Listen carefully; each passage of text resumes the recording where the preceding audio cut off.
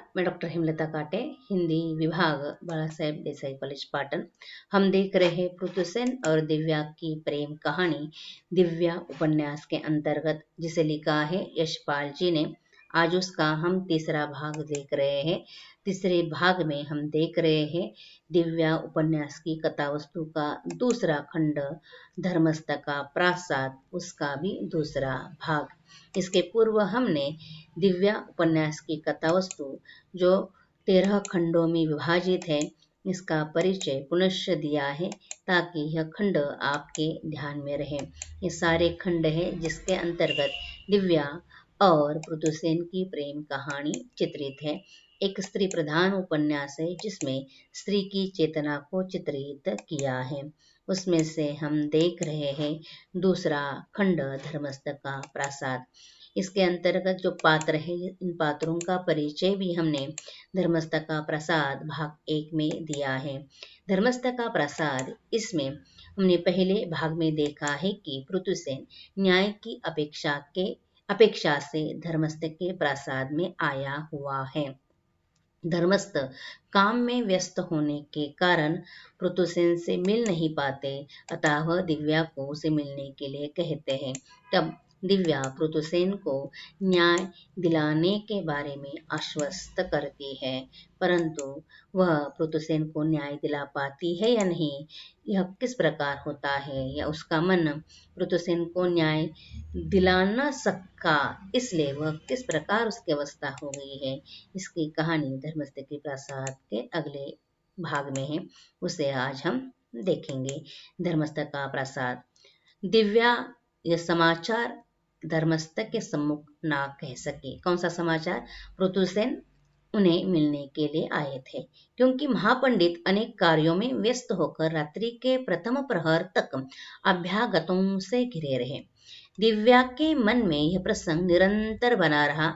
अन्य सब विषयों से ऊपर वही प्रसंग उसके मन में उठाता था। मन में दुविधा सी अनुभव होने लगी थी। उसके अनेक कारण थे।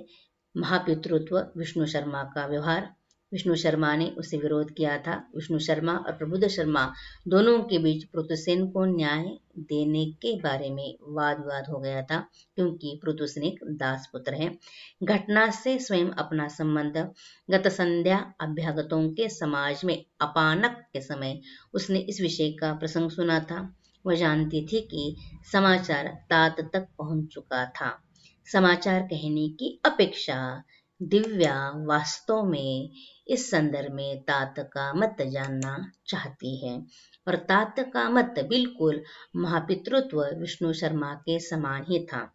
वह दिव्या को समझाते हैं, अधिकार की रक्षा की बात क्या होती है यह बताने का प्रयास करते हैं।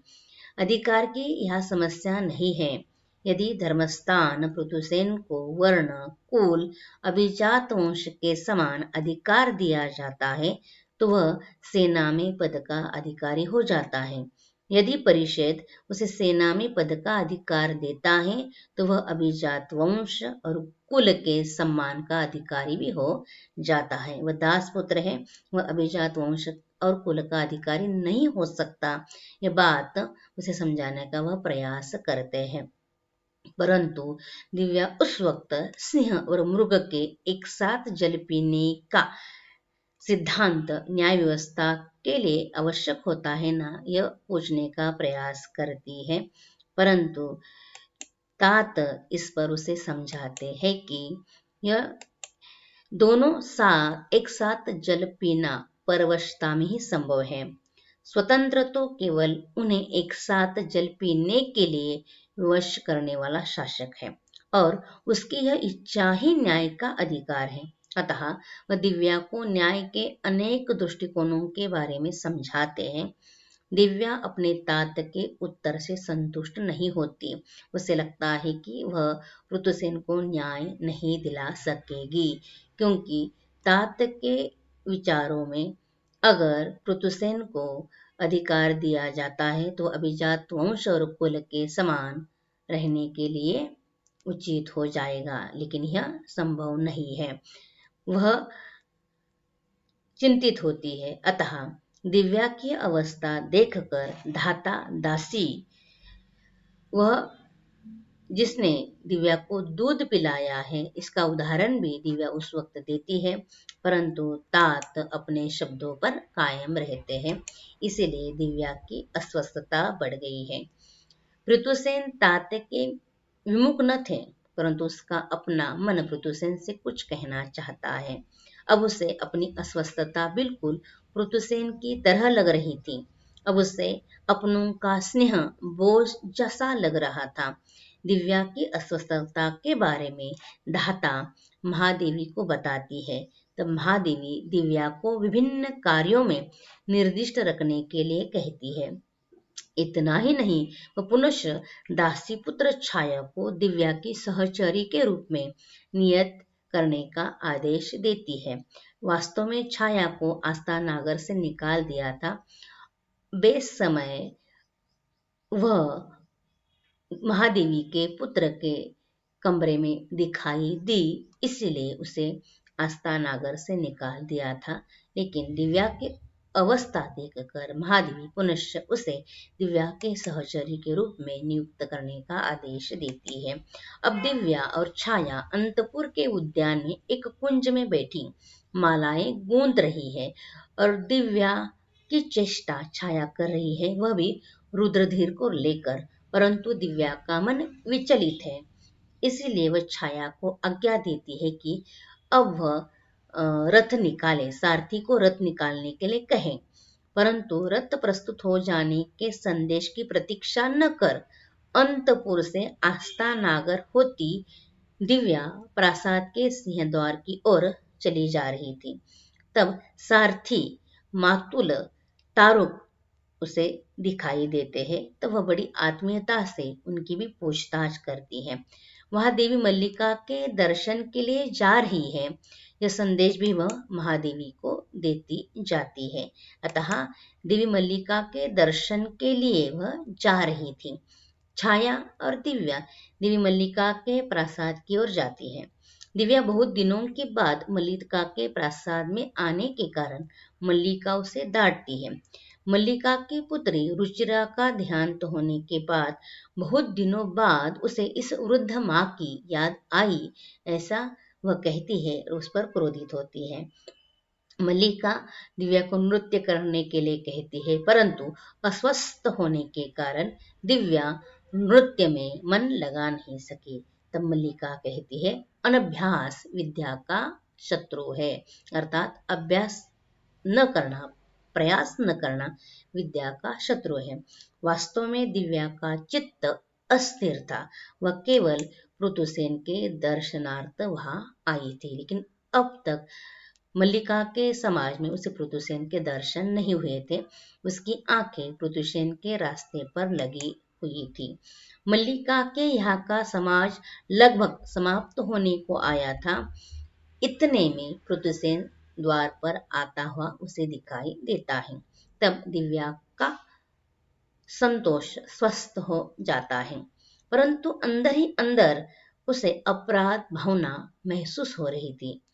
वह पृथुसेन की तरफ वह देख न सके। वह पृथुसेन चुपचाप अभ्यागतों के लिए लगे उपाधानों में आकर बैठ जाता है। दिव्या के हृदय में अन्याय की वेदना का अनुभव महसूस हो रहा है।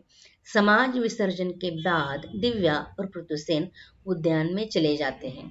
दिव्या तात के मन की व्यथा उसे कहती है। वह कहती है कि तात विशेष रूप से आर्य के न्याय आवेदन के प्रति चिंतित है। संभवतः गण परिषद के निर्णय की वह प्रतीक्षा कर रहे हैं।